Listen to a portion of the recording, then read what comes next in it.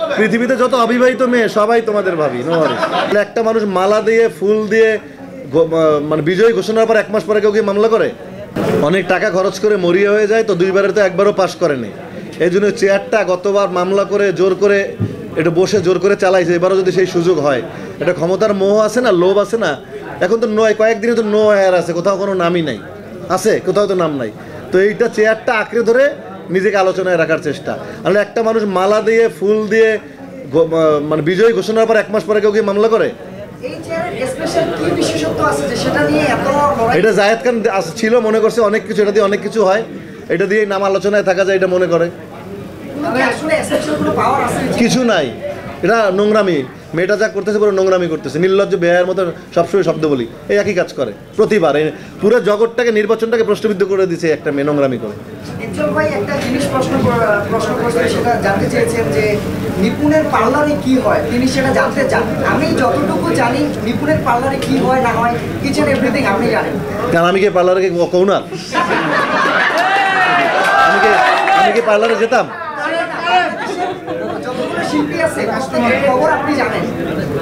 এগুলো ব্যক্তিগত ঘরের খবর, আমি জানবো কেন? এগুলো তো গোয়েন্দা সংস্থা, তোমরা মিডিয়ার কাছ থেকে তোমরা খুঁজে বের করো এগুলো। এটা তো তোমরা খুঁজে দেখবো ভাই। আমি একটা হুট করে একটা প্রশ্ন করবো, এটা নিয়ে দুনিয়ার ট্রল হবে, দরকার কি আছে বলো?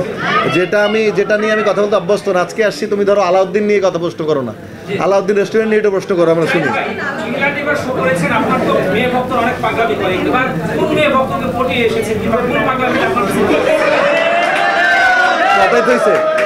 পটানোর আগেই তো একজন ফুল নিয়ে বসে গেছে। পটাইতে হয় না তো, ভালো মানুষের পটাইতে হয় না।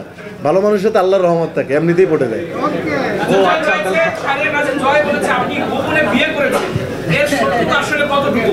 শাহরিয়ার নাজিমের উত্তর তো দিয়ে দিয়েছি, সবাই দেখছো আর কি।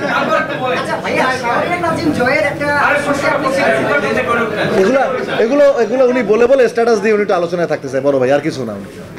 উনি এগুলো পছন্দ করে থাকে। ভাবিকে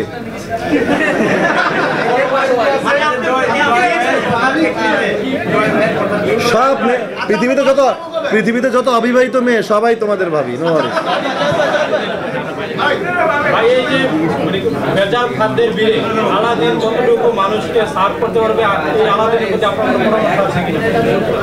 আলাউদ্দিন একজন ওনার অলরেডি বলে দিয়েছেন যে অনেক হাইজেনিক মেনটেন করে, কোনোদিন কোনো যেন না শুনি, আল্লাহ না করুক, যে কোনো ভ্রাম্যমাণ আদালতে এসে এদের কিচেনে জরিমানা করছে।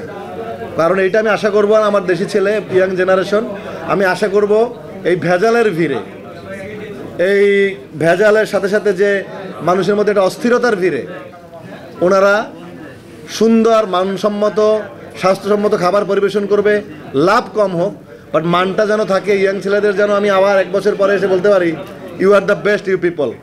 আমি আশা করবো আলাউদ্দিন রেস্টুরেন্ট তাদের মান বজায় রাখবে, মানসম্মত খাবার পরিবেশন করবে, যেহেতু আমি এসেছি এবং এতগুলো সাংবাদিকের সামনে ওনারা কথা দিয়েছেন, এগুলো রেকর্ড রাখতে হবে। ওনারা যেন ভালো খাবার পরিবেশন করে এবং করবে, আমার বিশ্বাস। এদেরকে দেখে আমার তাই মনে হয়েছে, ভালো খাবার পরিবেশন করবে। এবং অনেক মানুষ এখানে একসময় দেখো লাইন হয়ে গেছে, জায়গা নাই ভিতরে, সামনে ঈদ আসতেছে, কোরবানির, এখানে প্রচুর সময় এখন রেস্টুরেন্টের এখন ব্যবসা জমানোর। এবং একটা মাত্র বিজনেস, রেস্টুরেন্ট ব্যবসা কিন্তু খুব একটা লস নাই, যদি ভালোভাবে করা যায় এই বিজনেসটা কিন্তু প্রফিটেবল বিজনেস।